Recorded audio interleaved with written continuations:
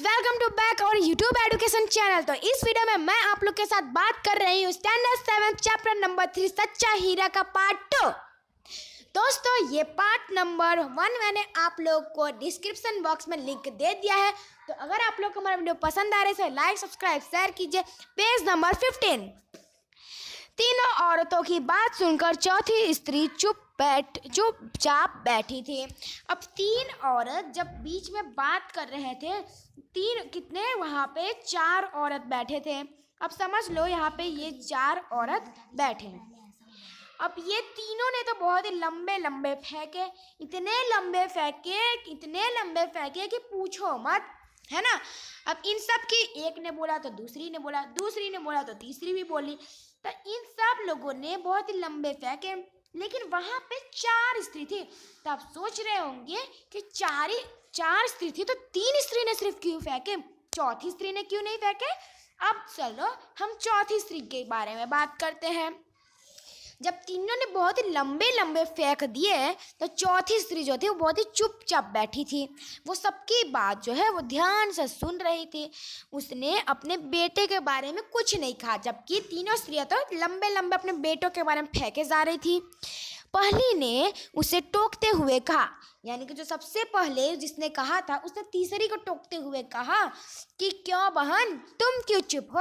अब जिसकी उम्र सबसे बड़ी लग रही थी, समझ लो इसकी उम्र सबसे बड़ी है ना, इसकी उम्र सबसे बड़ी है। अब इसने जो सबसे चुपचाप यानी चौथी स्त्री जो थी वो चुपचाप जो बैठी थी, अब उससे पूछती है कि क्यों बहन तुम क्यों चुप हो, तुम भी तो बोलो अपने बेटों के बारे में। अब चौथी स्त्री ने यानी कि इसने बोला कि उसने क्या बोला कि उसने बहुत ही सहज भाव से बोला, इसने बहुत ही सहज भाव से बोला, बहुत ही अच्छे से बोला कि मैं अपने बेटे के बारे में क्या प्रशंसा करूं, यानी कि मैं अपने बेटे के बारे में क्या कहूं।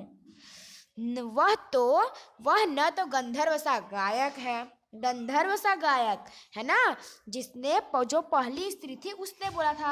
यहाँ पे 4 स्त्री थी, 1 2 3 4।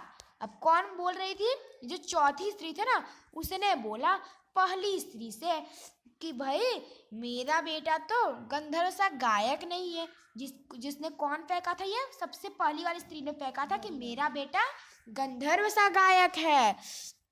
और फिर उसने बोला न भीम सा बलवान है, भीम सा बलवान। फिर वो बोलती है दूसरे की ओर कि न तो भीम सा बलवान है। किसने बोला था, दूसरी स्त्री ने बोला था कि न तो भीम सा बलवान है। और फिर उसने बोला कि और ना ही वो बृहस्पति से बुद्धिमान है। और तीसरी को देखते हुए बोला कि न ही वो बृहस्पति का अवतार है और बृहस्पति से बुद्धिमान है। तो क्योंकि तीनों स्त्रियां थी उन्होंने लंबे लंबे फेंके थे, इसलिए इसके बाद वो बोलती है कि न तो वो बृहस्पति सा अवतार है, न तो गंधर्व सा गायक है, न तो भीम है, इस तरह से। ठीक है, तो अब उसने ये सब कहा। अब इसके बाद कुछ समय बीता, उन्होंने ये सब बातें कर ली। अब उनकी पंचायत खत्म हो गई। वे सब घड़े सिर पर रख कर लौटने लगे। अब इन सब ने अपने सर पर घड़े रखे और इसके बाद वो अपने घर के लिए लौट गई। वो लौट ही रही थी यानी अपने घर ही जा रहे थे, तभी किसी गीत का मधुर स्वर सुनाई पड़ा। अभी वो जा ही रही थी मटके अपने अपने सर पर रख के, तभी उनको एक बहुत ही सुंदर सा गीत सुनाई दिया।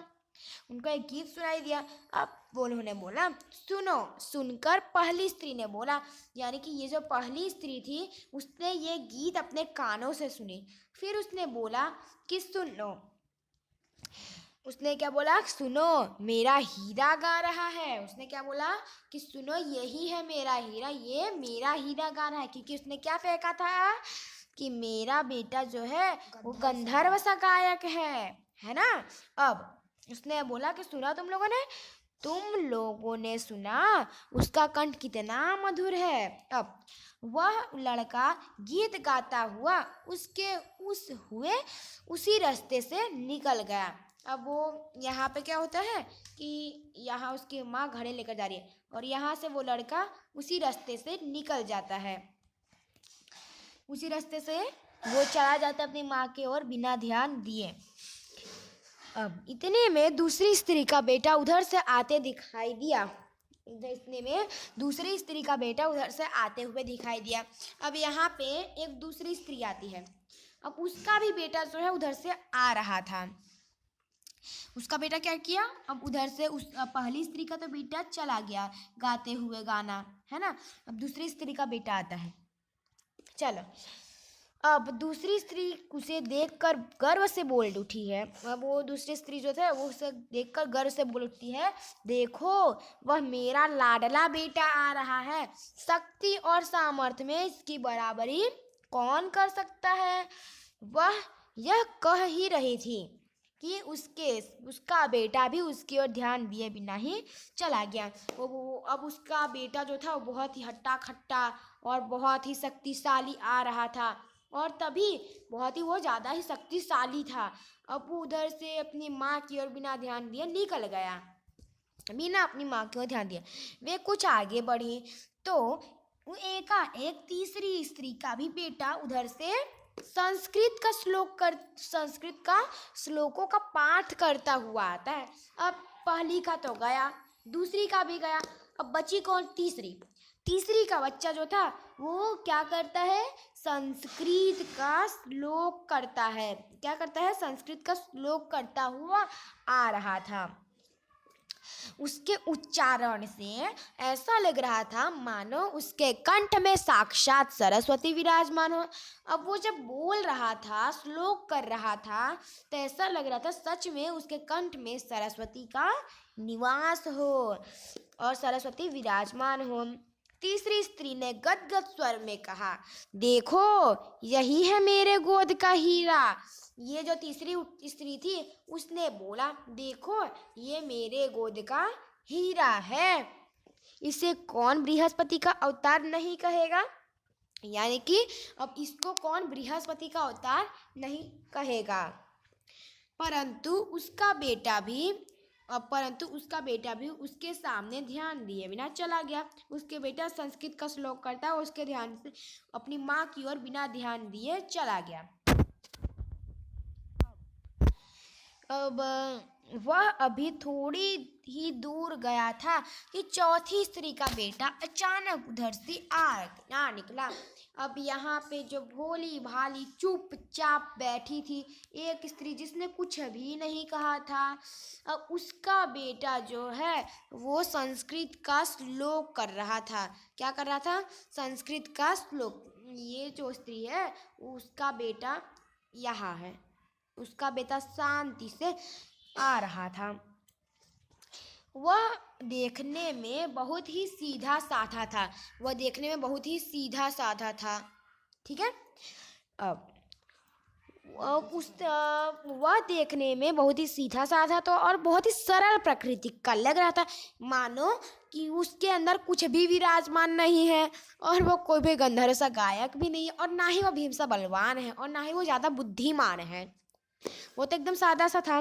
उसे देखकर चौथी स्त्री ने कहा, इसको देखकर चौथी स्त्री ने यानी कि जो चुपचाप थी उसने कहा कि बहन यही मेरा लाल है। उसने क्या कहा, बहन यही मेरा लाल है, राइट। ये देखो यहाँ पे ये पहली, दूसरी, तीसरी, चौथी। अब यहाँ पे ये जो है वो पहले जा रही थी, ये है हमारी चौथी स्त्री। ये चौथी स्त्री जो है वो बोलती है कि बहन ये उसका लाल है, तो वो बोलता है कि बहन यही है मेरा लाल। ओके, देन नीचे चौथी स्त्री उसके बारे में बता ही रही थी। उसका बेटा, चौथी स्त्री जो थी वो उसके बारे में बता रही थी कि बहुत ही सीधा है, ऐसा वैसा है। अब चौथी स्त्री ने उसके बारे में बता ही रही थी कि उसका बेटा उसके पास आ पहुंचा, है ना। सबके स्त्रियों का बेटा क्या करता, उनके बाजू में से निकल जा रहा था, तीनों का। अब उनका जो बेटा था वो उनके पास आता है। मना कहा। फिर उसने क्या कहा, उसने क्या किया, अपनी माँ को देखकर वह रुक गया। उसने अपनी माँ को देखा और वह वहीं पर रुक गया। फिर माँ लाओ मैं तुम्हारा घड़ा घर पहुंचा दूं। उसने क्या कहा, माँ लाओ मैं तुम्हारा घड़ा घर पहुंचा दूं।